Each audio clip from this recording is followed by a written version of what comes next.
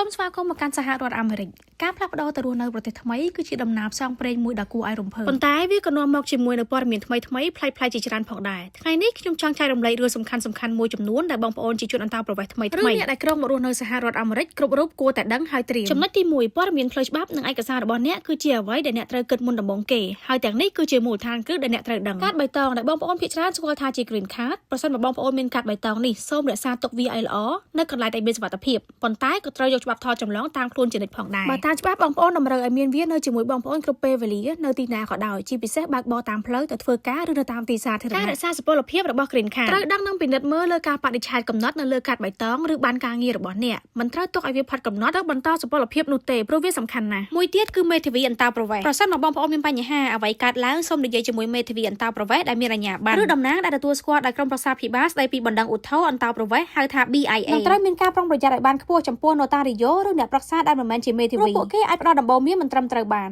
ចំណុចទី2គឺលេខសន្តិសុខសង្គមដែលបងប្អូនភាគច្រើនស្គាល់ថាជា Social Security Card អក្សរកាតគឺ SSN លេខ SSN គឺជាលេខអត្តសញ្ញាណដ៏សំខាន់របស់អ្នកសម្រាប់ការងារនិងពន្ធដារចំពោះកាត Social នេះផងដែរក៏វាមានលេខ9ខ្ទង់ដែលរដ្ឋាភិបាលទុកប្រើដើម្បីតាមដានកត់ត្រាប្រាក់ចំណូលប្រវត្តិអន្តោប្រវេសន៍និងអត្ថប្រយោជន៍ផ្សេងៗទៀតរបស់អ្នកសំណួរសួរថាតើយើងអាចយកកាតនេះនៅពេលណាបានណាប្រសិនបើអ្នកទាំងអស់គ្នាទទួលបានទឹកដីអន្តោប្រវេសន៍មកសហរដ្ឋអាមេរិកបងប្អូនអាចទទួលបានកាតនេះដោយស្វ័យប្រវត្តិបើមិនដូច្នោះទេយើងត្រូវទៅស្នើសុំនៅការិយាល័យរដ្ឋបាលសន្តិសុខសង្គមដែលហៅថា SSA ដើម្បីដាក់ពាក្យឬក៏អាចស្នើសុំដាក់ពាក្យតាមអនឡាញក៏បានដែរបងប្អូននឹងត្រូវការលេខ social នេះដើម្បីទទួលបានការងារបើកគណនីធនាគារនិងបញ្ចូលពន្ធចំណុចទី3នោះគឺបើកគណនីធនាគារបងប្អូនត្រូវដឹងថាការកាន់លុយជាសាច់ប្រាក់ច្រើនគឺមិនមានសុវត្ថិភាពនោះទេនៅស្រុកអាមេរិកនេះយើងត្រូវការគណនីធនាគារសម្រាប់ការទទួលប្រាក់ខែនិងការបង់វិក័យប័ណ្ណផ្សេងៗព្រោះវាមានការកត់ត្រាចំណូលចំណាយផងដែរតើយើងគួរបើកគណនីអ្វីខ្លះទី1គណនី checking សម្រាប់ការចំណាយប្រចាំថ្ងៃនិងការបង់វិក័យប័ណ្ណគណនី saving គឺសម្រាប់សន្សំប្រាក់និងរកការប្រាក់បន្តិចបន្តួចអ្វីដែលបងប្អូននឹងត្រូវការដើម្បីបើកកងធនាគារបាននោះគឺលិខិតឆ្លងដែន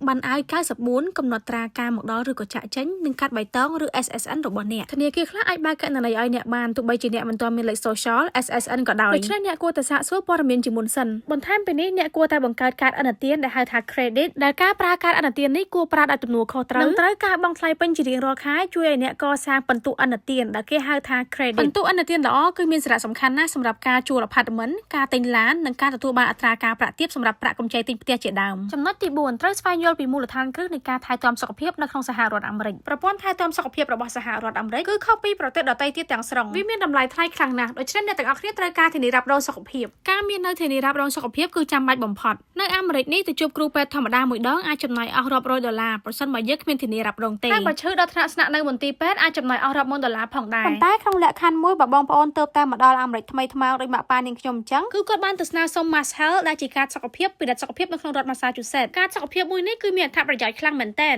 គឺនៅពេលដែលម៉ាក់ប៉ាខ្ញុំមានបញ្ហាសុខភាពគាត់ឈឺម្ដងខ្ញុំតែងតែនាំពួកគាត់ទៅពិនិត្យសុខភាពនៅក្នុងមន្ទីរពេទ្យប្រចាំរដ្ឋ Massachusetts ហើយនៅពេលទៅដល់មន្ទីរពេទ្យខ្ញុំគ្រាន់តែបង្ហាញកាត Mass Health ពួកគាត់ទៅខាងក្រុមគ្រូពេទ្យបានយកគាត់ទៅពិនិត្យសុខភាពភ្លាមៗបងប្អូនហើយចំពោះថ្លៃពិនិត្យសុខភាពនិងថ្លៃថ្នាំពេទ្យគឺយើងអត់មានត្រូវបង់អស់មួយរៀលទេបងប្អូនកាតសុខភាពនេះអាច apply បានក្នុងលក្ខខណ្ឌដែលបងប្អូនទាំងអស់គ្នាមកដល់អាមេរិកហើយពុំទាន់មានការងារធ្វើដោយឡែកយើងអាចទទួលបានការថែទាំសុខភាពទូទៅបានគឺតាមរយៈនយោជកមនុស្សភាគច្រើនទទួលបានការធានារ៉ាប់រងនេះតាមរយៈការងាររបស់ពួកគេមួយទៀតគឺអាចទទួលបានពី Obamacare អ្នកទាំងអស់គ្នាអាចស្វែងរកទិញការធានារ៉ាប់រងតាមរយៈ healthcare.gov ដោយអ្នកអាចនឹងមានសិទ្ធិទទួលបាននូវការឧបត្ថម្ភដើម្បីបន្ថយតម្លៃដោយផ្អែកលើប្រាក់ចំណូលរបស់អ្នកដោយឡែកចំពោះ Medicaid វិញគឺជាកម្មវិធីរបស់រដ្ឋាភិបាលសម្រាប់បុគ្គលនិងគ្រួសារដែលមានប្រាក់ចំណូលទាបសិទ្ធិដែលទទួលបានគឺអាចប្រែប្រួលទៅតាមរដ្ឋតែជាទូទៅនឹងខ្ញុំសូមឲ្យបងប្អូនទាំងអស់គ្នាគិតលម្អិតជាមុនសិនមុននឹងស្នើសុំអ្វីទាំងអស់ព្រោះយើងអាចមានបញ្ហានៅថ្ងៃក្រោយការស្វែងរកគ្រូពេទ្យជាធម្មតាអ្នកនឹងត្រូវជ្រើសរើសគ្រូពេទ្យថែទាំបឋមដែលហៅថា PCP ឬក៏ជាគ្រូពេទ្យផ្ទាល់ខ្លួនគឺបន្ទុកសុខភាពទូទៅរបស់អ្នកនឹងបញ្ជូនអ្នកទៅកាន់គ្រូពេទ្យឯកទេសប្រសិនបើចាំបាច់ក្នុងពេលបច្ចុប្បន្ននេះដែរបងប្អូនអាចដាក់ពាក្យមករស់នៅសហរដ្ឋអាមេរិកបានទាំងគ្រួសារនិងស្របច្បាប់ខ្ញុំចង់ណែនាំបងប្អូនទាំងអស់គ្នាឲ្យស្គាល់ក្រុមហ៊ុនមួយនិងអាចទុកចិត្តបានមានច្បាប់ត្រឹមត្រូវគឺក្រុមហ៊ុន Macy Visa បងប្អូនទាំងអស់គ្នាអាចស្វែងរកក្រុមហ៊ុនមួយនេះបាននៅលើ Facebook Page ដែលមានឈ្មោះថា Macy Visa Immigration Specialist សម្រាប់ព័ត៌មានបន្ថែមបងប្អូនអាចតាក់ទងតាមលេខទូរស័ព្ទដៃនៅខាងក្រោម comment នេះបាន